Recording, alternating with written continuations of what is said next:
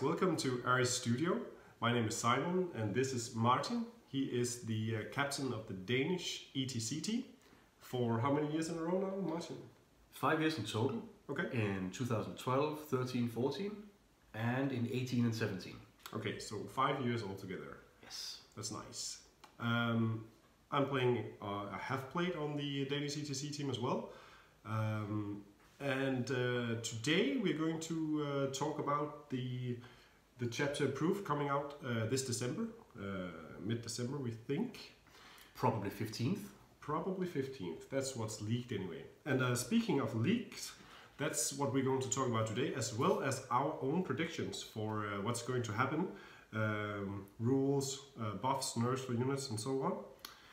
And first off, we're going to take a little look at the leaks you guys might have found on Facebook or Bill of Lost Souls or wherever. Martin, you want to talk a bit about them? Well, we've waited a long time for Chapter Proof to hit because our game is in desperate need of a little tune-up. It always is, I guess. It always is. We're always waiting for like the big FAQ and then the chapter approved and then, yes. Then the big FAQ. Right? We are in a constant state of awaiting. Yeah. But this time we have been promised a lot of buffs, yeah, instead of a lot of nerfs. Usually it goes the other way, that they nerf a lot of good stuff. True. And they drop a couple of buffs for mediocre or bad things. Yeah. This time, however, it seems to be a little bit different. Yeah, we hope so. We hope so, yeah. But one of the actual nerfs that has been sort of confirmed is cultists. Chaos cultists going up 1 point. Yeah, which doesn't seem like much. Which doesn't seem like much, but you usually bring, give or take, 240 of them. Yeah, if you go like all out, cultist bomb with some kind of backup, Abaddon, and so on. Yep. For sake of ease, let's say that you bring 200 cultists. Mm-hmm. That's now 10% of your list that you need to suddenly, cut off to get the amount of cultists in you want. Yeah, because you basically lose 200 points. 200 points is just gone from one day to the next. You're still going to have Abaddon, they're still going to be fearless, it's still going to be great, but you're going to have fewer cultists. I mean, 200 points, that's something. That is a lot. Yeah. Most people would consider that a lot, yes. Yeah. So is the army actually dead, is the point? The army might be dead. Really? Yeah. We are still in sort of a fluctuating state where we just don't know. True. Because if you leave out 200 points of cultists, that's a total unit of 40 cultists now. Mm-hmm, mm-hmm. So can the armies you see around now just make do without an entire unit of cultists? Yeah, I guess that's the principle of the army. So it's a critical mass army, right? Yes, exactly. Because you can lose 3 units of 40 cultists turn 1 and still win some games. Yeah. You can lose 1 complete unit and then half of 1 unit, and then you use Tyrant Traitors and you've just lost 1 unit. That's how it usually goes with the cultists. Yeah, I mean 40 cultists for a whole turn. Yeah, that's basically that's very much what you would expect to lose. Exactly. Yeah, exactly. So if you start off by losing 80 cultists straight off the bat because you lose a unit to shooting and you lost 1 to points, yeah, then suddenly you might be looking at a bit of a harder time keeping up critical mass. Mm-hmm. Because as we all know, people with a 6-up armor save and toughness 3 charging across the board, yeah, not always the greatest. Yeah, true. What's their best stat? The wound stat, right? Yes. That's basically the wound stat, which is something of a theme in 40k at the moment, I think. You pay very few points for a lot of wounds. Yeah. In a lot of cases. But having 200 points cut from your list might kill the cultist list that we know. Mm-hmm. However, 120 cultists at a total of 600 points will always be good, I think. Yeah. You just won't see the Horde army any longer, probably. Like the all-in cultist. Yeah, the all-in cultist army with 240, 280 cultists, that should probably be dead.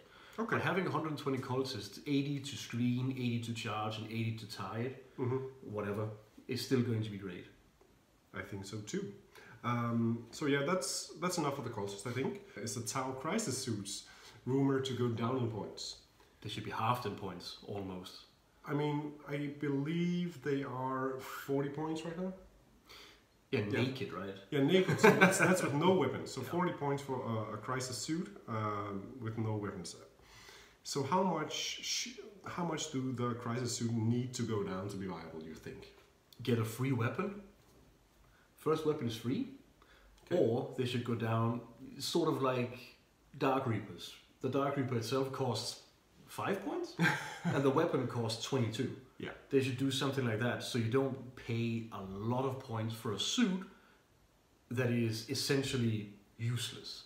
You pay 40 points to get 3 wounds at toughness 4. Yeah, because also I think the suit you must buy 3 or you must buy 2. I can't remember. You must buy at least some amount of weapons, so you can never actually just feel them. Yeah. Anyway, so it doesn't matter if they're... Exactly. Yeah. So put the price down on the model, making it a lot easier to tune, because then you just tune the weapons costs. Yeah. Because currently we can all agree that missile pods are extremely overpriced. Extremely overpriced. Which they is come in probably at something because like 21 points? 21, 22, yeah, something like that anyway. Which is probably because every Tau player has 15 suits lying around with missile pods because of previous editions. Yeah. So, you know, it's fair enough, but it is a weapon that you would pretty much still go to if you could for the points, because 36-inch range is just great for a model that can move around. yeah, exactly. So the Crisis suit is, I mean, this is probably the worst edition for Crisis suit. Yeah. It lost its key move with the jump back and forth. Yes. Now it just jumps forth, and then you shoot it. Yeah. It's got like 0 survivability. I think it suffers from the same problems that Space Marines do, paying a lot of points for 3 of armor save. Yeah, and toughness 4. And toughness 4, no, toughness 5 now actually. Oh, crises are 5. Yeah, they are 5 right. now, which is fine. However, multi-damage and just the output that you see in 8th edition is... Yeah, the output in the 8th edition is extremely high, and toughness 5 in 8th edition is not what toughness 5 used to be. No, I mean, strength 3 weapons still wounding on 5s is a big deal as well. Yeah, and all of the strength 6 and 7 wounding on 3s really hurts, because there's a lot of strength 6 and 7. Definitely a lot, yeah. Way too much. But I think if you took the Crisis suit and put it down in points to like 10, and then you put the weapons a little bit up in points, so all in all you would lose like 20 points per suit. You would pay 20 points less per suit. That would probably be fair. Yeah. Better at least. So you would actually consider feeling them. Because in a competitive setting now, I haven't seen Crisis suits at all in 8th edition, I think. No, me neither. So what I heard is they go down to around 30 points. That's only a 10-point drop. Won't change anything, I think. Won't change anything at all. 3 Crisis suits, they go from, well, fully kitted around 200 points to 170. I mean, still, yeah. Still too much, I think. Yeah. Back in the day, you had a Crisis suit with 3 suits and 6 drones coming in at 272 points. But back then you could also move them around, and you had the buff commander attached, and they just shot with a lot higher quality than they do now because of the buff commander. So back then you paid around the same for the same output, essentially. But output back then, in 7th edition, just mattered more. Yeah, I mean, there's a lot of output in everything today. So yes. Yeah, so their relative output is worse. A lot worse, yeah. Yeah, okay. And so is the survivability, because everybody else has output. Everyone has a lot more output. Yeah. And you can't hide them either, because you commit to shoot, and then you can just get shot. Yeah. Which is not ideal. And correct me if I'm wrong, but they're not infantry either, which means they have a really hard time getting cover safe. Yep, they are not infantry, they're battle suit. So that's a whole different kind of thing, basically. Yeah. Okay. Not that it actually matters, only the infantry keyword matters now. So, yes. Yeah, and vehicles sometimes, of course, which they are not. However, so the Tau suits probably still sucks post chapter approved. That is going to be the prediction, because they had an edition where every Tau player fielded them. Either a single suit with double flamers, single suits at 22 points where they just fit in the army as troop choices in a conclave back in the day. Okay, yeah, I didn't play that. So yeah, because you just had a couple of suits at 22 points each, and that was your troop choices, and you could deep strike them and didn't have to put them anywhere, and it was just the cheapest way to get a legal army. And then you had the unit with 3 of them and 6 marker drones and the commander. They had all had jumps, so they could shoot and then jump back. Yeah, jump, shoot, jump. Yeah, exactly. Yeah. So it follows the pattern of a lot of Games Workshop units where they have an addition, where they dominate, and then you never see them again. Yeah. Basically, we can talk to Razorbacks about that probably. Yeah, I think so too. A lot of stuff actually. Yeah. But yeah, that's for something else altogether. Enough about the suits. I think we should talk a bit about the big baddies in the room. I think. Oh, the special characters. I'm talking about the Imperial Knights. Oh, the Imperial Knights. Yeah. Even bigger. Even bigger. Better. Even better indeed. Yeah. That's a interesting topic because the Knights currently are extremely strong. Extremely strong. They are extremely strong. And if you take a Castellan, which is probably the best knight. Probably by far the best knight, yes. In our estimation. Yeah. And it is valued currently at 604 points, which is roughly what it shoots per round because it is so broken. Yeah. So if what you're saying is that the Castellan Knight will kill around 600 points of your enemy per turn. Yeah, if it has good targets, you know. If it has good targets. If you're killing cultists, then it's going to take a while. But obviously, if you have tanks, multi-wound stuff, anything that is multi-wound, anything that doesn't have an in-roll save. Oh yeah, then it becomes really obscene. Completely obscene. And even against cultists, if you can't actually kill the knight efficiently and fast, it can still kill its worth over the game, even more than that. Because I played that matchup a couple times. Yeah. You could just walk across the field and you could do so much damage. So I mean, with the Raven Castellan, you kill around 17 to 20 cultist type models per turn. You do that for 6 turns, and on 600 points. Yeah, of course, and add on top of that your close combat ability. You're still killing around 5 actually per combat phase as well. You threaten characters every round. Threaten characters as soon as you're going to get in there and start killing characters with all the melty guns and all the heavy guns. I mean, it's going to win you a lot of fights. A lot of games. Yes. So if you take that in one end and you combine it with the close combat knight. The Gallant. The Gallant, on the other hand, which is 320 points? No, 356. 350, let's call it 350. Yeah. And 54 actually, never mind, 54. And because that knight also has a lot of potential, especially to sort of shield your knights, because if you push forward with a couple of Gallants, you have to take care of them, because you can't ignore them, even no matter if you're a Horde army, or if you're an Elite army, or if you're another Knight army. You have to take care of the Gallants before you can shoot anything else. Yeah. And per wound, they are probably the most efficient at taking damage. Exactly, because they're so cheap. Yeah. They're really, really cheap. So if you have the Castellan in one end at 604, and you have the Gallant at the other end at 354, that's a price difference of 250 points from the cheapest to the most expensive knight. That's quite a lot of points. That is quite a lot of points. But I'd still say that the Castellan, even if it was 800 points or 708 points, which is exactly twice that of a Gallant, I would still bring one Castellan instead of 2 Gallants, because it's just so good. Yeah, and you're starting to deal your damage turn 1. Turn 1, and there's almost no risk involved in bringing a Castellan. Because if you bring a Gallant, you can get blocked by flyers.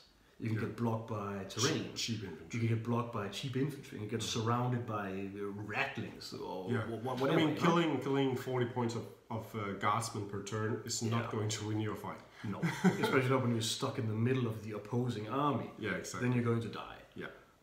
Whereas the Castellan just stands in the back line, can reach everything every turn. Just keep firing, just keep pumping, and that's just invaluable, I'd say. Yeah, it's a very strong knight. And now the rumor is almost no Imperial Knight nerfs. So which nerf do you see as the most, likely? Well, probably the Raven stratagem. Again? So again, because it got nerfed from 1 to 2 to 3. 2 to 3 points. Yeah. Which is ridiculous. It's still by far the best stratagem for by far the best model in the game. So, they should probably do something about that. Make it up to 2 or 3 dice per phase instead of just every single one you ever roll in the entire phase. Yeah, I mean, because the re-rolling ones for a unit of infantry, whatever, let's just say Space Marines, re-rolling all their ones shouldn't even cost a command point. I mean, it's like... It doesn't matter at all. It doesn't even matter.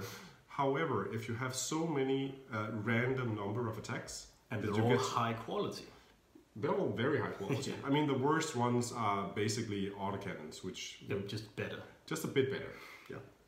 So you get to reroll every single instance in which you were unlucky. Yeah. Okay. So you have a random number of attacks that you need to roll to hit, to wound, and how much damage. You need to roll how much damage you deal. Yeah. And a lot of these dice are D3s. Yes. Which means you... Actually, this is FAQ'd by Games Workshop as well. You do get to reroll both the 1s and the 2s on a D3. So... Yeah, on a D6 when you roll a D3. Well, of course, yeah. On a D6 when you roll a D3. So, that makes it very reliable. And, and basically the thing you want, especially if you are a bit of a competitive player, is reliability. Yes. It is the key word in every single sense of output, because if you have, well, technically wildly fluctuating output, sort of, let's say a shock attack gun, can still be okay. Yeah, but you would prefer if the mech just delivered 4 strength 9 shots, for instance. You would just prefer that because sometimes you just deliver 1 strength 3 shot, which is obviously completely useless. Obviously, then you're a Death Skull and you reroll all the ones anyway. Blah blah blah. Whatever. Yeah. But you know, the point still stands. And the rumor I heard about the Castella was that it was going to go up 100 points in cost. Yeah. Which is not going to matter at all. No. As soon as I play an Imperial army, I'm going to bring that Castellan. Sure. Because at the 704 points, it is still point per point the best model in the game. Okay, so let's talk a bit about the Castellan. What does it do to, let's just say, the meta? What do other people bring when they expect to see, or let's say in a tournament setting where you are likely to be set up against a Castellan at some point? So what do you want to bring? What I would want to bring is a lot of terrain. First off, obviously, I'd want to hide. Fortifications. Yeah, something like that. I would want to hide because there is nothing in the game that can mitigate the output that the Castellan deals. Okay, sure. Let me ask you in another way. What do you definitely not want to bring? I definitely do not want to bring anything fun. I don't want to bring knights. I don't want to bring tanks. Yeah. I don't want to bring expensive multi-wound models. And so now we're down to bringing orc boys and cultists and stuff like that. And guardsmen, basically. And guardsmen. I don't want to bring anything expensive. That's like a huge portion of 40k. Yes. I mean, all the models available to you, now you have 10%. Yeah, Great. so now all you have left is basically cheap one-wound models and characters. Preferably characters with either a lot of wounds or a way to mitigate the damage like Abaddon, or a way to mitigate the wound roll like the Shadowseer from Harlequins. Also because of the missile just... Yes. Exactly. And I've blown up a couple of Doom-wielding Farseers. An Elder army without Doom just can't kill the Knight. Yeah, you're not going to kill the Knight. No. Yeah, that's a huge problem as well. So that's the big baddie, and we don't think it's actually a couple of months since we heard that it should go up by 100 points. Yeah. We're not sure that's the case, but if it's only 100 points, it's probably not going to matter too much. Of course, you are going to lose 100 points in your Imperial army, but we think you're still going to be okay. Yeah, because if you bring that knight dictates so much of the flow of the game, and it's always going to dictate that. Yeah, because of the insane output. So putting it at 700 points is not going to fix the Castellan issue. True. Which is so like at this year's ETC qualifier, we actually ended up not actually winning it, but we managed to be the best placed Danish team at our own qualifier. A German team actually won it. However, Martin, tell me real quick about how your matchup against the German Elder player went. So the German Elder player had 15 Harlequin bikes. 15 Harlequin bikes, 8 Shining Spears, and a bunch of support units, wave serpents, farseer, all that kind of stuff. But it had 18 anti-tank Harlequin bikes, Skyweaver bikes, and a unit of Shining Spears. Okay. And they all died in the first turn. Okay, so Martin's army was of course the Castellan. Of course the Castellan. And then Knight Commander Pask, as well as a bunch of... And a brigade of Acadian guys. As well as 3 custodian... 3 custodian captains on bikes. On bikes, of course, yeah. So Martin got first turn. I got first turn. He didn't seize. And he stayed on the line because he just kind of said to himself that if he pulled his army back with his redeploy stratagems, he couldn't reach me until turn 2 or 3, which is going to be too late against the Castellan no matter what. So he just said, okay, I'm going to take it on the chin, and he deployed up on the line, and he rolled saves. Instead of saving 50%, he saved more like 40%. And instead of me wounding 80%, I wounded like 90%. So not extremely huge divergence, but enough to just make it go from, oh, I think I can play this game, to just him being tabled turn 1, basically. Yeah. How much did you kill? I killed 13 Harlequin bikes and all 8 Shining Spears. So that's game over turn 1. That is game over turn 1. Of course, that's not only the Castellan, but it's Pask huge. as well. Yeah, Pask as well. Especially Pask. The rest contributed, especially Cadian mortars. Cadian mortars with the Relic of Lost Cadia are just good. Yeah. They are really, really good. even against non-chaos. I mean, re-rolling the ones is, it's gonna help. It is going to help, and I use the overlapping fields of fire stratagem when I shot at one of the Harlequin units. Took a wound. Which I managed to give 1 wound with a unit of lasgun wielding guardsmen. Of course, why not? You know? So they just hit on 4 plus re-rolling. Yeah. And wounding on 4s with re-rolling 1s, which means you wound 7 out of 12. Which turns into a lot of wounds when they only have a 4-up save. Yeah, 4-up. It's invulnerable, but still. It's invulnerable, it but doesn't still matter. Against the mortar, it doesn't really matter. It's just death by 1,000 cuts. You're gonna die. Yes, exactly. Yeah. And the last model I shot with was my Castellan. Because I knew the German player, David, was waiting for me to target one of his Harlequin bikes with my Castellan. Of course. Because he obviously had the Call's Wrath, which is damage 3. Yeah. And the Harlequin bikes have 3 wounds. So he was waiting for me to shoot that at a unit of Harlequin bikes, so he could say an additional -1 to hit against that. Of course. So obviously I shot my knight as the last one. Yeah. And I didn't kill a lot of bikes with him, except I killed the entire unit of Shining Spears. But everything else just kind of went into -2 to hit, which is not the greatest to shoot at when you hit on 3+ normally. Yeah, true. But Knight Commander Pask, he was a boss. Yeah. As usual. As usual, yeah. As usual. Yeah. That's how good the Castellan is, basically. Yeah, and especially the list just kind of around. Yeah, it's just it supports the knight very well as well. The Imperial Brigade and the custodian bikers. Yeah, I had my knight bubble wrapped, so he couldn't get close to it and charge with the Shining Spears. He couldn't get super duper close with his bikes. Yeah, all of these like filler units just actually.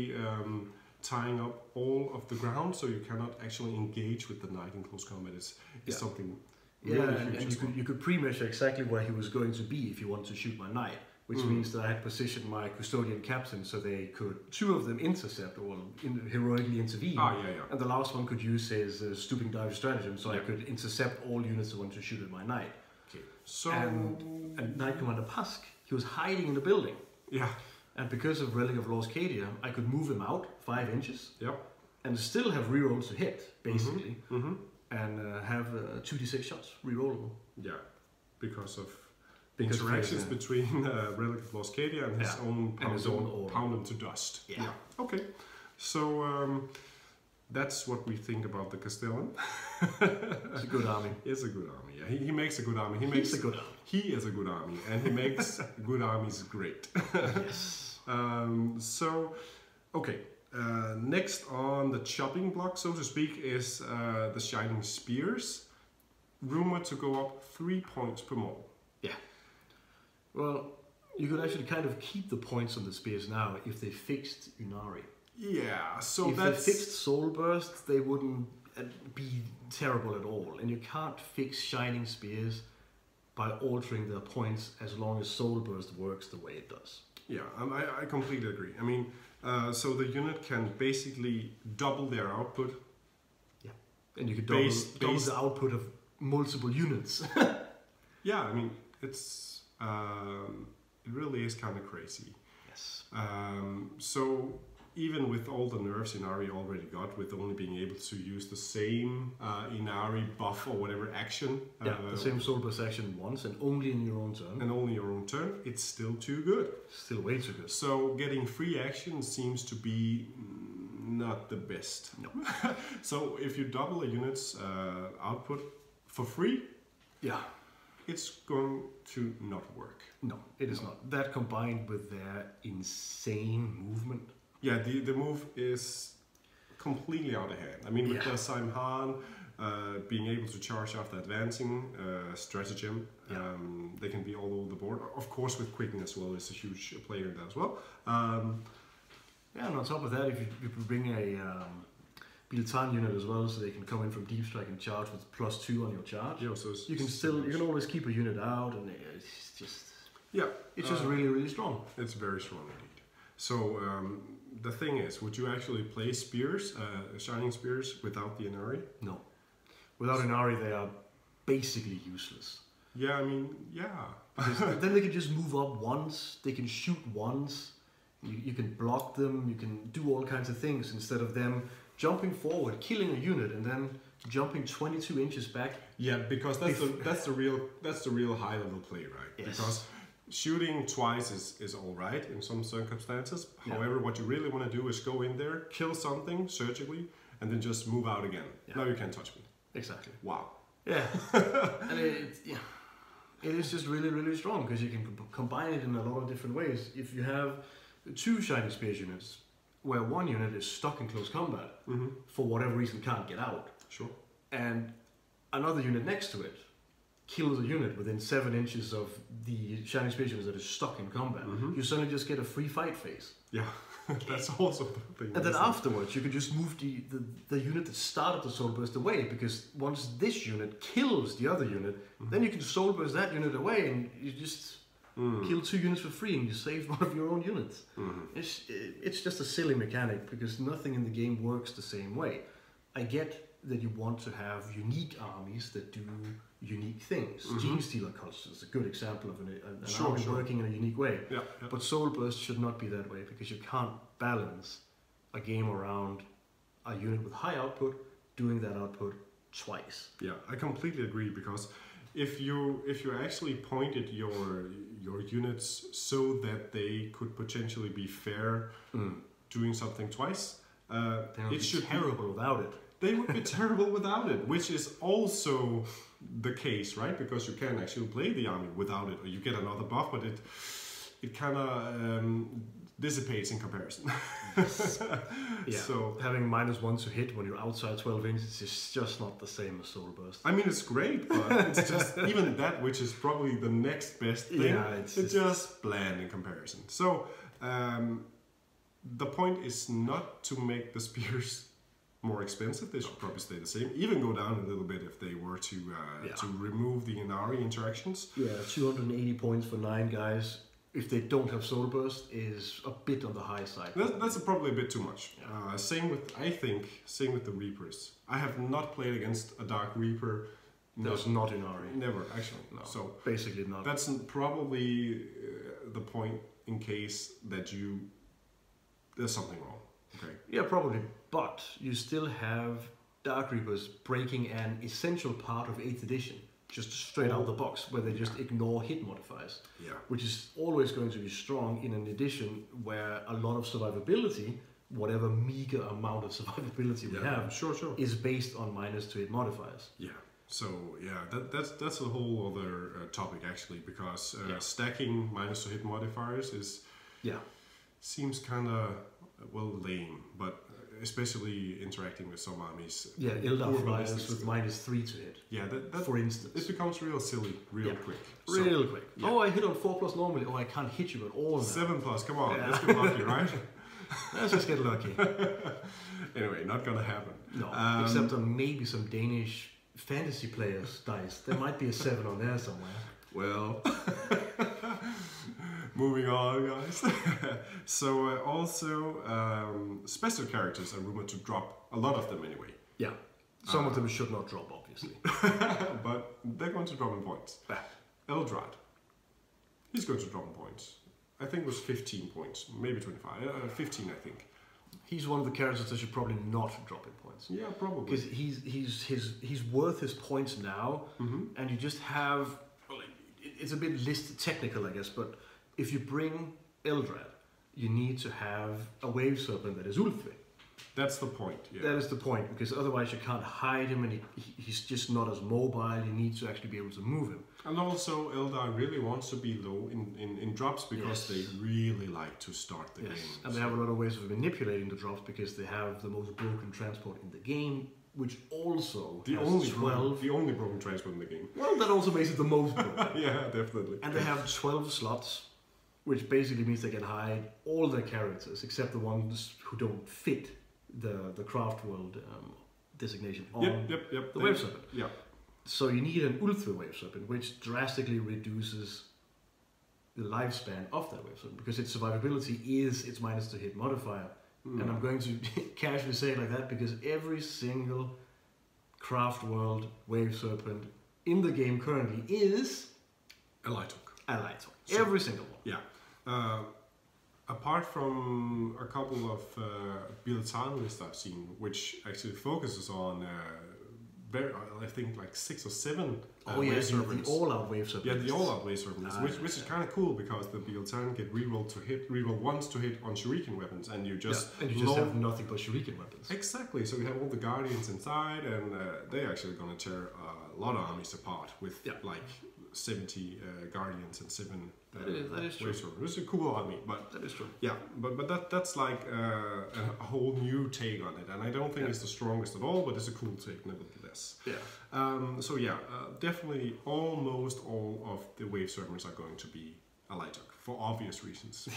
Yeah. But then you have Eldrad, who can cast most of his spells with +2, which, by the way, is the same as Magnus, the red. The demon Psycho Primarch. Yeah. The only difference is that Eldrad has spells that are more beneficial than Magnus. Doom is ridiculous. Doom is the best psychic power in the game, in my estimation. That and Death Hex. It's a toss-up. Sure, but Doom is always good. It's always going to be good. Death Hex is sometimes going to be the best. Yeah, that's the thing. That's the thing. So he's sort of, in my opinion, fairly costed now because he's not expensive. It's not super duper expensive to I think he's not much more than a standard Farseer. I think he's like 20 points more. 130, I think. Okay, so it's 25 or whatever. 20 yeah, or if you put it down 15 points, there's too literally no reason to bring a normal Farseer if you can bring Eldrad. Yeah, so that's the point. If you can bring him, so he still has a limitation because of his Ulthwé keyword. Yeah, but Ulthwé is still 6+ Feel No Pain, which means that he is harder to snipe for Castell and Missile. Actually, also Eldrad has 7 wounds, I think. He should have an extra wound because in the fluff he's actually turning into Wraithbone. He's also toughness 4. Yeah, he does have an extra toughness because he's turning into Wraithbone. Because he's turning into Wraithbone. It's actually kind of fun. Yeah. But the last I read about him in the fluff, he actually got sucked into a giant temple, which turned out to be Slaanesh, just hiding, waiting for him. I think. But I think he's out of that, right? Yeah, I think it's retcon actually. Oh, really? That would make a lot of sense. Yes. There's no way he's getting out of that now. Yeah, exactly. So I'm not quite sure. Oh, you're right. He's actually with Gilliman now. You're right. I think they actually changed all that. Yeah. Forget about that. He didn't die at all. No, that didn't happen. Yeah, that makes sense. But I mean, why should he die? He's like one of the most iconic characters in the game. In the game, yeah, exactly. Especially for Eldar. I mean, who else they got?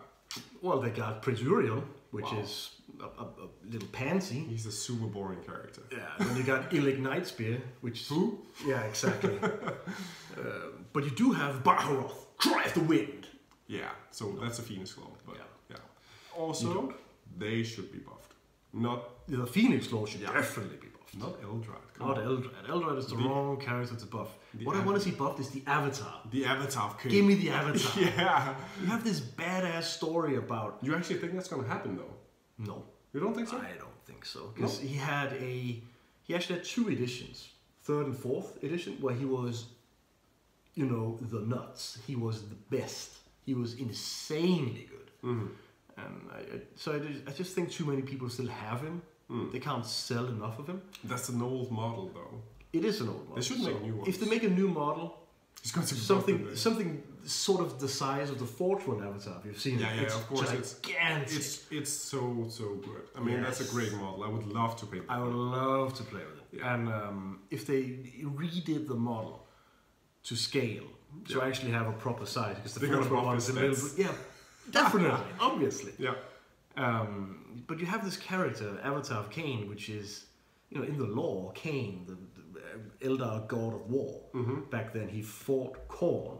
Obviously, he lost, because otherwise you wouldn't. But he split up into 1,000 small pieces, which is why it's called an Avatar of Cain, which comes from shards of Cain. Yeah. And it's just such a great story, because what is 40k? In the grim darkness of the far future, there is only war, exactly. Which is Cain. So why is the Avatar of Cain? Yeah. Crap. I mean, it's the same problem with the Bloodthirsters, actually. But yes, but when they get in, they can actually kill things. The Avatar kind of cannot. Yeah. Sort of. Yeah, I mean, he's definitely not the best. He's too slow. He's too expensive. He's too weak. 5-up invul. Yeah. Okay, so he should probably get the points reductions, not Eldrad. Yeah, him and every single Phoenix Lord. Every single Phoenix Lord. I would love to see that. I would love to see a single game in my entire life with Azrael. Oh, I have actually, but just one. I've never seen it. I actually think he's like the best one right now. He is, but he's just 50 points too expensive. Probably too. Yeah. So anyway, we also that's like most of the fan rumors we've heard. But Games Workshop also dropped some spoilers for us in one of the community casts, whatever. Yeah. And it's that Grey Knight players have something to look forward to. Yeah, a significant reduction in points is the phrase they use. That's what something like that. Yeah. So which is great. Yeah, I have a Grey Knights army. You have a Grey Knights army. I have a gigantic Grey Knights. Yeah, you have a huge Grey Knights army. You really love those guys. Way back in from 5th when they were the best army. Yes. Yeah, from 5th edition. Yes, yeah, I remember when they got their own standalone codex, which was not, you know, they had a codex for a while, which was not called Grey Knights. It was called Inquisitors. No, Demon Hunters. Demon Hunters, exactly. Where the only Grey Knights in there cost like 300 points or something crazy, because they were ridiculously strong. Yeah. There was something different back then, but exactly. Yeah. So they got the Codex Grey Knights, which was written by Matt Ward, which obviously means that it's going to be insanely broken. Anything that guy writes is overpowered, and they were. But I love the aesthetic. And did he do the Blood Angels as well back then? He did. Yeah, yes. Okay. The deep striking Land Raiders and everything. Oh yeah. Okay, we're not gonna bore you guys with the 5th edition rules, but Matt Ward is he has a special place in our hearts. he loves to kill battle sisters, and he loves to fuck up fluff. Anyway, Grey Knights, significant point reduction. Good thing, because currently I would rank Grey Knights as probably the worst competitive army in the game. Like standalone. Just below Necrons. Just below Necrons. Just below Necrons. So that's very low. That is very, very low. Yeah. So is all that actually due to points? Like, mostly, yes. Yeah, okay. Yeah. If you take a completely box standard strike squad with 5 guys with storm bolters, 95 points for 5 guys on foot with a single wound. Yeah. So it's just not good. Yeah, and what we talked about earlier was that the wound characteristic is what's most important in the cheap guys. Yeah. So it's also kind of important in the more expensive guys. Yeah, that's the thing, because if you pay... Because they have simply too few. Yeah. If you pay 19 points for 1 Grey Knight, which moves 6 inches, by the way. Fair enough, you can deep strike, but deep strike has gotten worse because you can't do it in turn 1. So which is probably a good thing, though. It's probably a good thing, another topic anyway. But if you take this one standard Grey Knight at 19 points, who can move 6 inches and shoot 2 shots at 24, not the greatest. Not the greatest. You can get 5 guardsmen for essentially the same cost. All right, so what can you buff the Grey Knight strike sword with? Nothing. You can get them cyborg ammunition the strategy. Oh, the costs stratagem, 1 yeah. point. +1 to wound. Actually, 2 points. Costs 2 points. It's 2 points. That is 100% correct. Sorry, yeah, it is 2 points. Yeah. So you can give them that, which you can't afford because you have an extremely expensive army, which means you have few detachments, which means you have very few command points. That's how it goes. So that is not feasible. What else can you buff them with? Hammerhand. So if they get into close combat, they can get +1 to wound. Yeah. Psychic power, which is great. Which actually has to go off. Yes. Yeah. They do have +1 to harness psychic powers though, which is great. And you can teleport them with another power. And you can teleport them and then you can cast a power with them, like Sanctuary or something. Yeah, something, yeah. But if you look at what you can get instead for 100 points. 100 points, let's say that is a fully functional 5-man Grey Knight squad. Then they get a special weapon for 4 points. Let's call it a Demon Hammer. Whatever, yeah. Whatever. Probably more expensive actually, but never mind that. Never mind, doesn't even matter. Yeah. And then you bring, for the same amount of points, you can get 20 guardsmen and a company commander. 110 points. So you have 20 guys, 2 times 10, who can each get an order to shoot twice for the same amount of points, which means that they can shoot 20 times 2, 40 times, against the 10 shots from the other guys, which means that even if they're standing on cover, they will die before the guardsmen. Yeah. And if they get closer to rapid fire with their storm bolters, it turns into 80 shots the other way. Yeah. There's just no comparison, really. Yeah. Because fair enough, if you get into close combat... That's just talking about actually all mash up those guys against each other, but also all the value you get of actually having 20 guys standing around, like providing cover for all the more killy stuff in your army. That's when it gets kind of silly, really. Yeah. And you don't want to screen your units with 5-man units full of models that cost 20 points. True. You just don't want to do that. They don't take up enough space at all. No, that's the thing. You want to screen those guys, those 5 guys. Those are the guys you should want to protect. But they're simply not killing enough. No, they are simply not killing enough. Because, fair enough, they can smite, and they always smite on a 5, but it's 1 wound. It's only 1 damage. I don't actually think they smite on a 5. Only the Thousand Suns got that one. No, Grey Knights. The Grey Knights got as well. That's true. It's just 1 wound though. That's the point. Except if you smite demons, then it's a flat 3. Yeah, I mean, come on. But then demons have the best strategy in the game when they play against Grey Knights.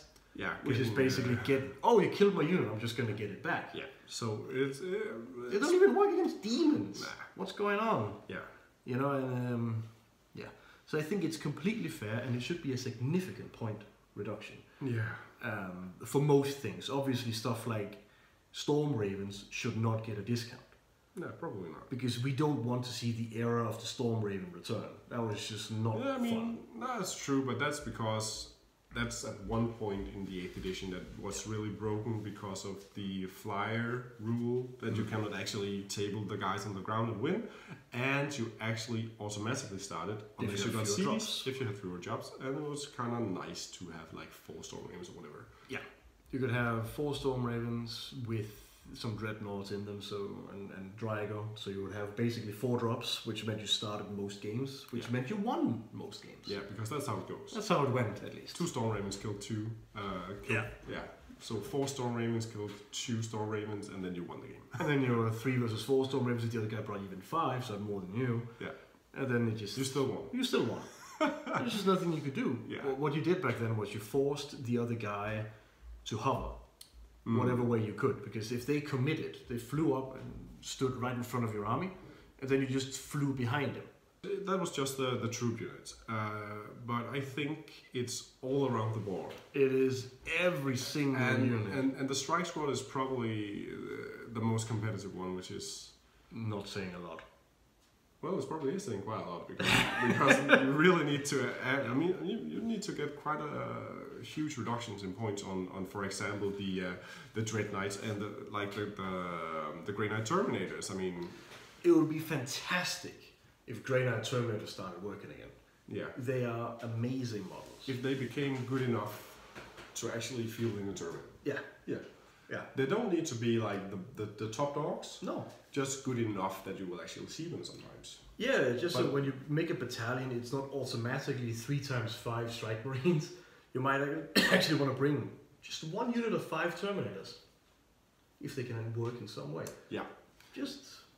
But they actually, but that's the point. They don't actually fill up any kind of niche. No, none.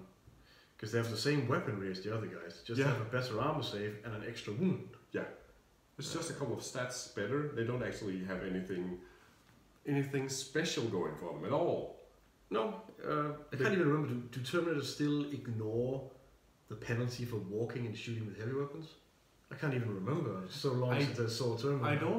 I don't think they do actually, because not even a Dreadnought does, but I'm not quite sure on it. Yeah, because you never ever see a Terminator. You never see a Terminator, because ignoring the bad part about a Psycan would be a reason to bring the Terminators. True, yeah, sure. But yeah. And Paladins, don't even get me started on Paladins. They were actually quite good at some point, weren't they? They were good in 5th edition because you can make 5th edition. 5th edition, because you can make a Death Star worth like 1,400 points. Because you had Drago, a couple of Librarians, and you stuck them all in there, and they just kind of marched down. And you could put a couple of Inquisitors in there, so they were immune to magic with the Null Rod. With the Null Rod, yeah, all kinds of fun stuff. Back in the day, man. Back in the day. Yeah. But yeah, even then they were not fantastic, because they still only had toughness 4, which meant they got instant killed by strength 8. Yeah. So the additional wounds didn't actually count for anything. No, not much. Not much, yeah. That's true. Yeah. So we're hoping for some pretty significant pretty big buffs for the Grey Knights to be at least some kind of viable. That would be nice, yeah. Yeah. But do you think we can actually expect it? I don't think we should get our hopes up. No. And I say that with a Grey Knight army worth 10,000 points or whatever. I just don't see it. I just don't see it happening, because they still have to walk across the board, mostly. And it's just not a good addition for walking across the board and having power armor. And paying for 3 of armor saves. Yeah. And you have the whole Primarisification of everything, and the only chapter that had seen exactly 0 Primaris. Yeah, that's the Grey Knights. Is Grey Knights. Yeah. Obviously, because they didn't really care about this Maleficus Magnificum, whatever it's called, the Sundering of the Universe. They didn't care, because they're just sitting on the moon. Yeah. On Titan. On Titan, just sitting there waiting for demons. Yeah. They're happy now. They're in their own little happy place. Universe full of demons, all good. Yeah. They can go out there, shoot all their mind bullets. Yeah, all the mind bullets. So I just don't know what they're going to do about the Grey Knights, because yeah, that's really exciting for me too. That's like, what are they going to do? Just drop 10% in points? That's going to do absolutely nothing. Nothing. Still going to be horrible. Yeah, exactly. And fluff-wise, I'm guessing someone told Gilliman about the Grey Knights by now, probably.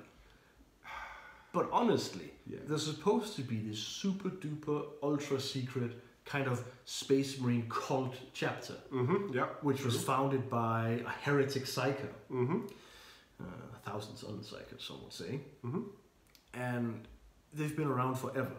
And what happens to them? Can you just kind of Primaris the psyker gene, because they're supposed to have a little bit of the Emperor sprinkled across the I don't know how that's going to work. I think, because can you make a Primaris Robot Gilliman? To be quite honest, I think it's also like they need to actually make the models. They need to. If they make the models, and when they do, the Grey Knights are going to become Primaris. Let's just face it. It's going to happen. They can always find some kind of weird fluff reason to. Yeah. Suddenly the demons became bigger because they got used to the Grey Knights. Now the Grey Knights need to get bigger. And the orcs always fight, so they get bigger, right? Yeah. Same with the Grey Knights. Yeah, always fighting. So maybe Drago's going to come back from the warp permanently and just be like, "You guys are big, man. Bulk up." Yeah, true. Might just a couple of extra implants, always nice. Extra a brain implant as well to get even more psychic. I don't know. Oh yeah. +2 to harness your 1 damage smite. That's nice. Yeah, 1 damage smites. I don't know. So other units that you might see actually get a nerf. speaking Grey Knights or? Nah, not nerfs. That wouldn't be Grey Knights. Just in general. Let's talk about so your like predictions or your kind of personal wish listing. My personal wish list is probably going to be a lot about the Custodes. Oh, yeah. Because Custodes, one of my favorite armies, always has been in the fluff because I love those big golden giants. Yeah, the more overpowered the better. Yes. And currently, not rules wise though. Not rules wise, Yeah. obviously.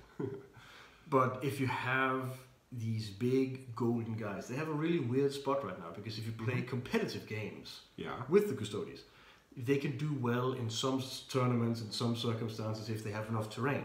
But that is only the bikes. It is never the guys on foot. Yeah. The guys on foot are just too slow, too cumbersome, and just don't do enough range damage to be viable at all. Yeah, they're like... Unfortunately. The more than that. 3 guys is like more than 100 points? 160 points or so, yeah. Oh. Yeah, but they do have toughness 5, 3 wounds, storm shields, 2 up save. Yeah. It's good. Yeah. But if you play competitively, let's just face it, a pure Custodes army is usually not super threatening. True. Yeah. But if you play a casual game, where it's just a lot of, some plasma guns and a lot of las guns and bolt guns, then suddenly the Custodes are extremely strong. And when you still have this approach to gaming that Games Workshop does, that you need to cater to as many as possible, lately more to the competitive side, yay. Yeah. Then it's just hard to balance them. And I don't know how it's going to work. I hope someone smarter than me knows how, because I would love to see actual custodians be viable, be playable. And could it be points wise? Just simple dropping points? That would completely ruin them for casual games though. Yeah, so you think they would be too strong? I actually think the bikers might go up a point or two in just because they are very... They're too dominant. Yeah, I mean, like for like your one of each army kind of guy, you take a Predator, you take a Terminator squad, you take some veterans, you take a couple of tactical Marine squads. And then you take 10 bikes. You take 10 bikes, and these 10 bikes are just gonna like rip your Space Marines to shreds, right? And you're not even... They're gonna roll so many dice with their Hurricane Bowlers, and they're gonna hit on 2s in combat, re-rolling to wound with power weapons at strength 6. Yeah. That's too much for like a casual army, and it's so easy, like in quotation marks, to actually play it for those guys. However, if you're up against the Knight army, you're going to see how quickly these guys are going to be removed from the face of the earth, as well as against like a triple Riptide Tau army. It's just you have 0 chance to win those games. 0. Yeah, we tried it a couple of times. Yeah, a lot of times actually. A lot of times. Yeah. Technically, I think we played 4 games. Yeah. It lasted a total of 8 rounds, and I got no points. Yeah, pretty good. Yeah, pretty good. It's just how the matchups work. Yeah, not much you can do really. Really tough. Yeah, but I'd love to see custodians just playing. Playing with Trashan Veloris, bringing the guy. Yeah, the guy. Funny you actually mentioned him. He's the special character rumored to go down 75 points. Nice. Yeah, I mean that. And I would actually bring him. Yeah, you think so? 250 now is just, you kind of sit there and look. Okay, come on, what can you even do? Okay, you hit hard in close combat. Yeah, sure he does. In 1 turn, when you can hit twice, Oh, okay, yeah. Because of his shackle of moment, or moment shackle, whatever it's called. He's got this special rule. Yeah, we can do one thing once per game, and one of them is just a lot stronger than the rest, which is fight again. Okay, yeah, so he can like do a double action. Yes. Okay. Double fight again, like a corn berserker. Okay. And cool. Yeah. when he hits with strength 10 and all those things, and rerolling 1s to hit and to wound. Yeah, because that's his special... That's his special aura thing. Chapter master thing. Yes. And I just love him. He's so... Like, my favorite character in 40k, and it has to be said, I'm a gigantic fluff nerd. I love Warhammer 40,000 fluff. And my favorite character in all of the 40k fluff is Constantine Valdor, the original custodian. And... I see... Which could actually, like, mop the floor with the Primarch. Oh, not mop the floor, but he could keep up in a fight with Primarchs, which is basically the same. Yeah, he probably couldn't beat him. But I think he got, like, slapped around the head. At one point, he just actually got back up. Yeah. From a Primarch actually. And Yes. I think most. Well, so did Malkador. Technically, he got a backhand from the weak Primarch, basically. Lorgar. Yeah. Which is still a Primarch. He backhanded him, and Malkador flew 20, 30, 40 feet. And he just kind of got up, but psychic and all that. Yeah, so if you guys don't know who Malkador is, you can Malkador the Sigillite. The Sigillite, indeed. He's also the one who started the Assassinorum, right? He started basically everything. He started the Grey Knights, he started the Assassinorum, and he's like and the entire Administratum kind of thing. The High Lords of Terrans. He also started that. Yeah. He started everything. So after the Emperor went on to his golden throne, he died shortly before that, though. Malkador. Oh, he did? Yeah, because when the Emperor teleported up to fight Abaddon, the guy... not Abaddon, Horus. Horus, obviously. Yeah. Obviously. Yeah. Abaddon back then would be done. When he teleported up on the battle barge to fight Horus, the guy who took over the Golden Throne to keep the demons at bay down by the Webway port was Malkador. Which is the universe's, or at least the Imperium's, second strongest psyker. Yeah, so the Emperor being the first. The Emperor being the first, obviously. And he took the throne for however long it took for the Emperor to kill, annihilate, obliterate Horus. As he had to. Yeah, as he had to. Because, praise the Emperor. All that. And once the Emperor came Mark back... of the Aquila. Fair enough, heretic. No, but when the Emperor came back, or was dragged back by Dawn, because he was a little bit hurt at that point, Malkador got up out of the chair by turning into dust. Because it sort of drained his power. The chair was meant for Magnus. It was supposed to be Magnus. That's right, yeah. Supposed to be installed on it, but that didn't come to pass because of various reasons. Magnus did nothing wrong. He did everything wrong. Everything wrong, but nothing really. Anyway, Constantine Valdor is my by far favorite character, and by extension, all the Custodians, because it's just an amazing unit to have. Because of all the interactions with the Thunder Warriors, because when the Emperor had the Thunder Warriors, he still had the Custodians. They were even older than those guys and stuff. So, when he was conquering Terra, he fought a lot of warlords and battle lords, or whatever they were called back then. And he took the offspring, usually the sons, of his strongest opponents. And those are the ones that he turned into his original Custodians. Oh, nice. So that's actually... That's a bit of fluff for you guys out there. Okay, so back to chapter approved predictions. Yes. So I have a prediction, and that is the Talos for the Drukhari is going to get nerfed. Nerfed or put up in points? Yeah, I think put up in points, which is basically a nerf, right? Yeah. The rumor I saw a while back was 25 points up in points, and I believe that's probably going to be true. I think it's very likely because the 9 Talos army is wrecking tournaments all over the place. Yeah. I think a little less in the US because of their ITC. The missions, well, not actually the missions, but the amount of terrain they use actually screws up the Talos quite a bit. But they're still quite strong over there. They're still quite strong. Yeah. And it also fits in with most of everything else, because if you take 9 Talos and they get 25 points more expensive each, that is 225 points. Yes. Which is a number around 200 points, aka 10% of your army, which we keep coming back to. Yeah. Basically. Yeah. So I think that's very likely because the Talos do have like multiple roles in your army. Yes. They can kill hordes like no tomorrow. Yeah. They can shoot, not well, but they can shoot at like high toughness vehicles basically with the haywire pretty efficiently.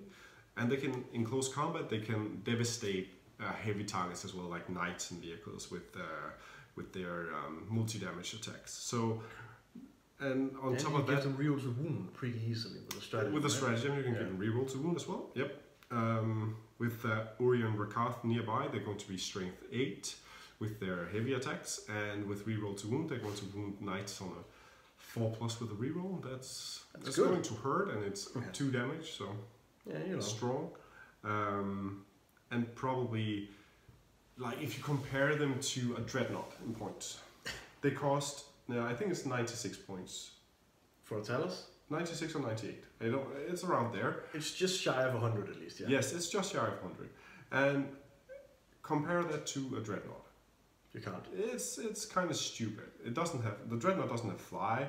It doesn't have the weapons that the Talus do, which are actually assault, so they're hitting equally. Can't equally fly, bad. can't move. Exactly. All the those Dreadnought things. doesn't have an invul save. The Talus has a 4+. The Talus actually has a 5+, but the only coven you will ever see is the I think it's called the Coven of Flesh, whatever. It's the one that gives +1 to your invulnerable saves. The one in which they also have the special character, of course, Orion Rakath. So there's absolutely no point in taking any of the others. No. So that's what led me to think that if they want to actually change some of these rules. Which they might. Yeah, because they already changed the one with Alpha Legion and Raven Guard and so on, their chapter trait or whatever you want to call it. So they might actually change. Well, actually, they kept those, didn't they? They still have -1 to hit flat. It was the stratagem. Oh yeah, true. It's the stratagem they changed. Yeah. Okay, so we haven't seen it before, but still we have seen changes to actual rules happen. Yeah, it is not unprecedented because in the big FAQ we saw 4 separate stratagems nerfed. Yeah. So some of them actually changed. It's just fundamentally strange. Yeah. So, which leads me to believe that it's possible that they will actually change rules. You also heard that they might change the Alpha Legion rule to not give you -1 to hit, but actually give you cover instead. Yeah. So Elitok, the Tau army thingy, that actually gives you not -1 to hit, but cover instead. Yeah, it does. And of course the Raven Garden and so on. Yeah.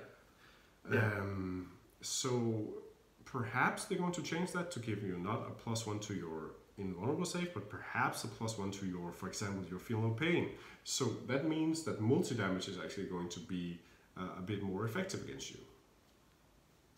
Yeah. Could be. In general, it would be, I'd say, a mistake to remove all of the hit modifiers. I mean, it is a clunky mechanic because of the way you have to look at your dice and identify, I can't reroll these, and I can reroll these just missed. It's a bit of bookkeeping, but it is what gives armies today survivability. Yeah, so if they do that, you need to get it back somehow.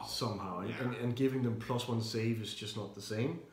Because when you have -1 to hit, all the attacks that can kill you might just miss. Exactly. If you get +1 save against the last cannon, so you go from a 6 to a 5, it doesn't matter. But a last cannon hitting on 3+ normally with a -1 modifier suddenly only hits half the time. It's just a big difference. And the army I played at the ETC this year was Custodians, funnily enough, with a detachment of Collector's Assassins, and then a Raven Guard Space Marine detachment. Yeah. And in my Custodian army, I had a Banner Bearer, which had the Magnifico. The one where you got -1. -1 to hit for units within 6 inches of him.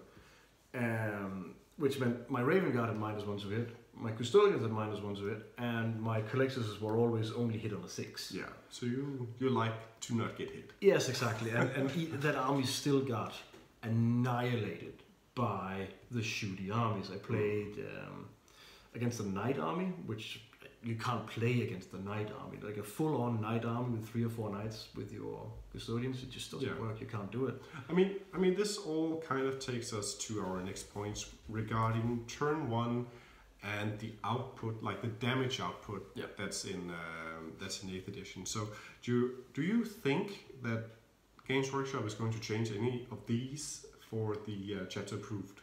No, because they just actually looked at it a bit, right, with the big FAQ. Yeah, and they gave us this stratagem where they said, okay, this is magically going to fix everything. Now you have a +1 save on your army in your deployment zone. If you pay 2 command points. If you pay 2 command points, but they stipulated that the units have to be entirely within your deployment zone, which meant scouts, infiltrates, all that kind of stuff that gets you closer to the shooting army. Yeah.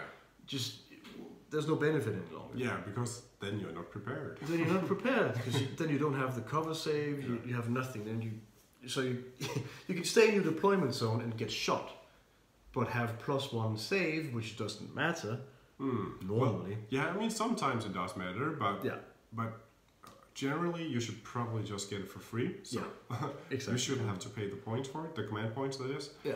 And it's not, even then it's probably not enough. No. I mean, it just isn't. We've tried it so many times now already. We've tried it so many times, and I think that whenever I use it, it doesn't matter. Right? Even if I'm playing with 80 guardsmen standing in the front of my army, inside my deployment zone, ready to take punishment, and I use prepared positions to get +1 save, I have a stratagem that can give me an extra save, which is additional +1. Take cover, whatever it's called, which is not actually a cover save, but just +1 an extra to your armor save if save. you're like an infantry. Yeah, exactly. Yeah. So I can have a unit with a 3-up save, which is not bad for a guardsman.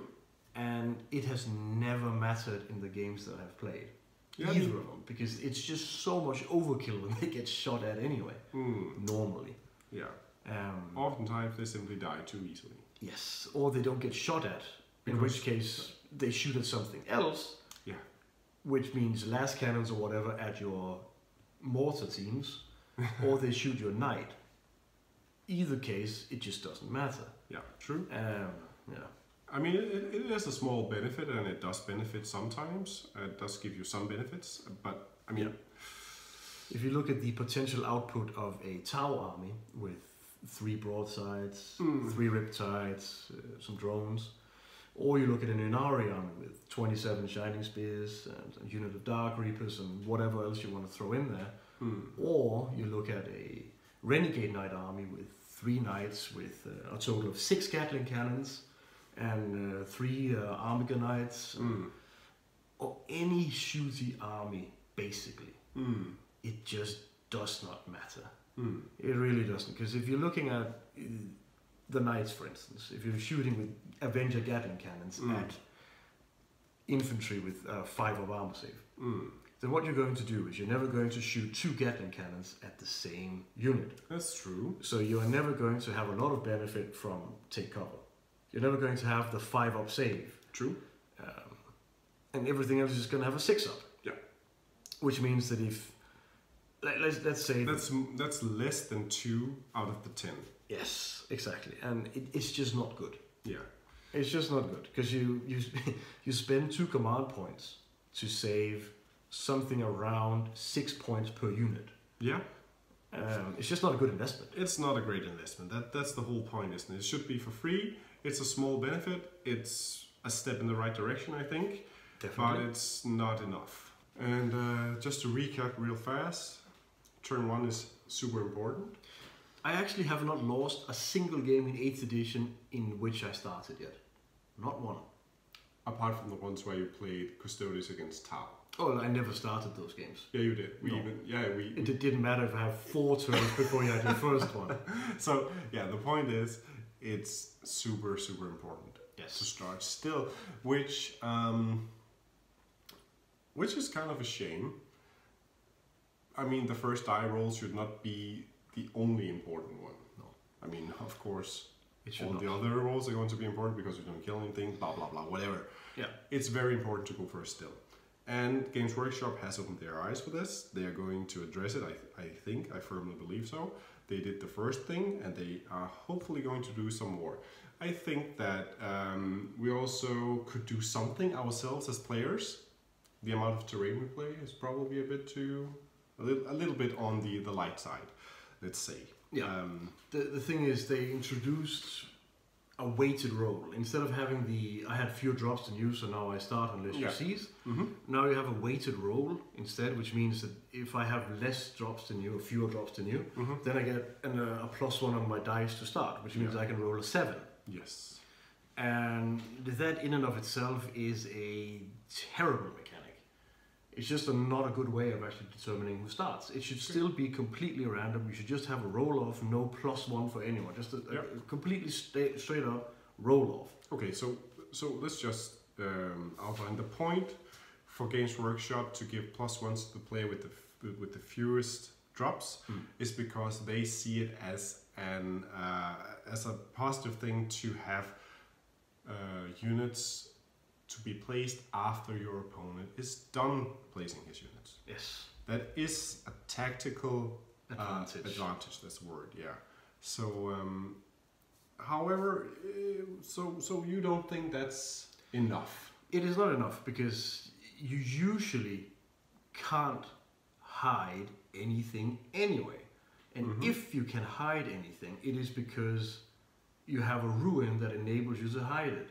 Which means it does not matter if your opponent puts anything up after you. You can still hide the unit that you want to hide. Yeah, sure. I'm sure we can like come up with like corner cases where it is going to matter, but most of the time it's not going to matter. Is your point? No. Yeah.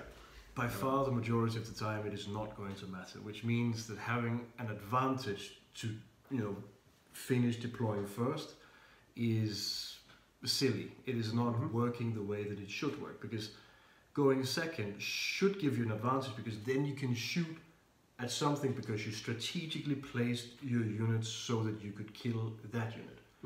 But then you get redeployment stratagems. Yeah, all the elder armies have a redeploy stratagem. And you get pre-game moves, which Raven Guard, Alpha Legion, all those kind things. of stuff. Yeah. And you have a lot of ways to deep strike, either by stratagems or just by the rules straight out of the book. And when you go second, you just lose a lot of stuff. That's how because it is. The output works the way it does. It's just so much output that you take away a lot of the game in some matchups. Because it's like starting like 400 points down. Yeah, exactly. And that's quite a hit. Yeah, exactly. That's something to get back from. If you have a unit placed perfectly so you can just see those Dark Reapers, who then get redeployed to the other side of the table, and then walk out, shoot you, and fire and fade back behind the wall so you can't see them anyway, then what is the point? Yeah. And if you're going to lose 400-500 points of your army if you don't start, I'm going to go out on a limb and say that the tactical advantage you earned is lost. There's just no benefit in going second, really, because obviously in the objective game, going second is amazing, because then, okay, end of turn 5, it's time to commit onto the objectives so that I can hold them. But a lot of games just don't go to turn 5, or just reach a stage in the game where it just doesn't matter. You might go to turn 5, but that's only because you have a couple of crippled units hiding in a corner on the table just to get a couple of points, whatever. Yeah, not to get tabled. Yeah, exactly. And, I just don't think there's enough benefit to warrant having a +1 to go first with a potentially shooty army, for instance, Imperial Knights. There's just not enough benefit going the other way. That's true. That's all about the weighted dice, which is I'm inclined to be completely in agreement with you. But turn 1 is still going to be turn 1, even if it's 50-50. Yes. So we're actually back to having the same problem, just with a different kind of probability. Yes, we're back to needing something like Night Fight back in the day. Yeah, it's like something like that. Yeah, so the old rule for Night Fight was something like rolling 2 dice, multiplying by the number, and that's how far you could actually see anything. Yeah, usually you roll 2d6 and you multiply that by 3. Yeah, that was the old rule straight out the book. Yeah, so that's 21 on an average roll of 7. And some units could manipulate it. You had a searchlight, you could illuminate a target, and all that stuff. But something like that, because you can still only illuminate one target with a searchlight, which means you're more inclined to bring more less expensive units. Because losing one unit of guardsmen is not really that impactful. Sure. But if your Castellan gets illuminated turn 1 and just gets shot, that is going to be an issue. Yeah. So something like Night Fight maybe could impact turn 1 somehow. Because then if you go second, you might force your opponent to move up towards you to actually be able to see you with Night Fight. Yeah. Which means that your opponent is now closer to you, which means that you can move up. So your retaliation is going to be that more effective. That more effective, because you can see more of him than he could of you, because you're going to be closer, obviously. Could be a great idea. You think we're going to see any of this? No. No, not yet. I do not. Not yet. I do not, because Night Fight is a mechanic that they had in the game for a couple of editions, and then they threw out.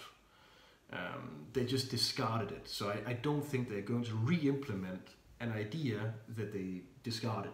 And actually pretty recently they discarded it, right? Because they still had sort of the rule in 7th edition as I remember it. Okay, I didn't play 7th, so... Fair enough, but I think they had it in a couple of missions, but it was in turn 5, and it was something a little bit different than rolling dice to see if you can see anything. Okay.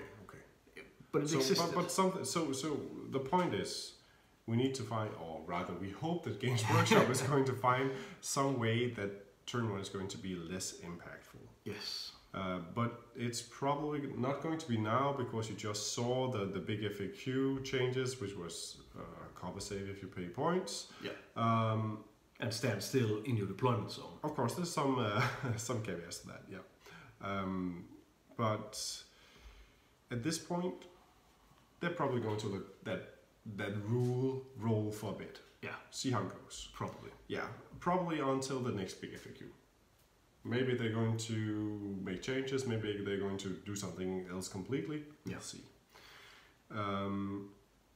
But something should be done, because a lot of games that I play are determined in turn 1, which is a shame, because it's a super shame. Yeah. Warhammer is a very tactical and strategical game. Yeah. And strategy is just thrown out the window if you get shot to pieces in one turn. There's just no way you can tactically move out of a situation where you just die. All you have is basically some target priority, which is, for the most people, the first thing they get right in the game.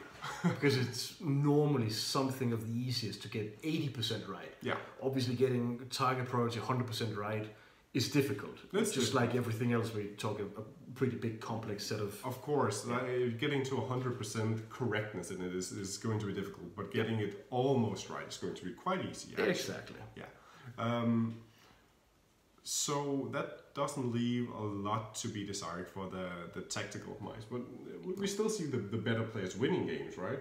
Usually, yes. Yeah. Usually. So, but something to be said for this important turn 1. Yeah. Or rather, less important of turn 1. Yeah, exactly. And if you bring armies that are less reliant on big models delivering big output, that would automatically turn 1 into something less important, because turn 1 is important because you can lose a single model worth 600 points. Yeah. If you lose that turn 1 before you've done anything, you probably won't win. It's going to be real hard. Yes. I mean, we just saw like Brandon something, sorry, I forgot his name, win the SoCal Open, losing his Castellan Knight turn 1 against an Eldar player. But the Eldar player had to commit his Farseer as well as his Warlock to basically let them Jinx die. and Doom. Yeah, Jinx and Doom. Yeah. So he fooled them all the way up, and they died for free, basically. Yeah. And after that, the Imperial player had some kind of luck, also played greatly to his opponent's mistakes and actually turned the game around. And also, don't forget, this was an ITC with these huge chunks of terrain, which do matter quite a bit. So he basically just hit all of his guardsmen in there, unable to take any kind of damage. So it's great play by him, by the way. But it is impressive to turn that kind of game around. It's super impressive. It is. It is. Yes. Yeah, but it is going to be one of the odd ones out there. Yeah, that's not going to be, the rule. That's not going to be the rule. No, not at all. Not at all. But if you turn the game into having more units worth less points, then turn 1 is just going to matter less, because... Yeah, because it's basically the glass cannon concept. Shout out. The glass cannon syndrome here, where the Castellan is actually kind of a glass cannon, because he does hold up pretty well because of some strategy and some warlord traits. But he doesn't hold up way too much compared to like whatever Gallant or whatever. Compared in points, right? The Gallant is probably better defensively in points than it definitely is. If you use the same stratagems and warlord traits and stuff, then the Gallant is a lot better. Oh, of course. If you compare it like that, that's going to be. It's the only fair comparison, It is, but quite often you will have a Gallant as well as the. Sorry, what's the Castellan? The Castellan. And I know where the defensive buffs are gonna go. Definitely. Yeah. I'm going to shoot this Bulk at Castell. Alright, I'm gonna buff it. 3+ everything. Fuck it. I'm going to shoot your Gallon with my entire last cannon army. Doesn't matter. Oh well. That's, I think, that's how we see the chapter approved will unfold. We, of course, don't know for sure yet. We will see, and when the chapter approved does get out to us, we will get back to you with our... To laugh at our pitiful predictions, probably. Yeah, probably. I do think we will get some of this right, because we actually stole it off the internet. And if it's on the internet, it must be true. It has to be. Yeah. Yeah, and we can always see what happens with all kinds of other things. I'm still hoping that a lot of the MEQ, Marine equivalents, are going to be playable. We haven't talked much about them, but it would be nice to see tactical Marines at 10 points per man. Yeah, for example. Something like that. Something like that. That would be great, to just see standard Space Marines on the table. In a drop pod. Think about how bad drop pods are. I even think they nerfed them. They nerfed them at some But point. deep striking, you can't deep strike in turn 1 now. You have to wait until turn 2, which counts for the drop pods as well. So they're even worse than before. Yep. And before you didn't see them at all. I think they are going to get a points reduction, but It doesn't matter. the points reduction has to be kind of huge. Yeah. They have to be almost free. They have to basically be free. Yeah. Yeah. So Martin, you have anything to add here at the end of our video? No, not except the Emperor protects. The Emperor does protect, and Magnus did absolutely everything wrong. So see you guys. See ya.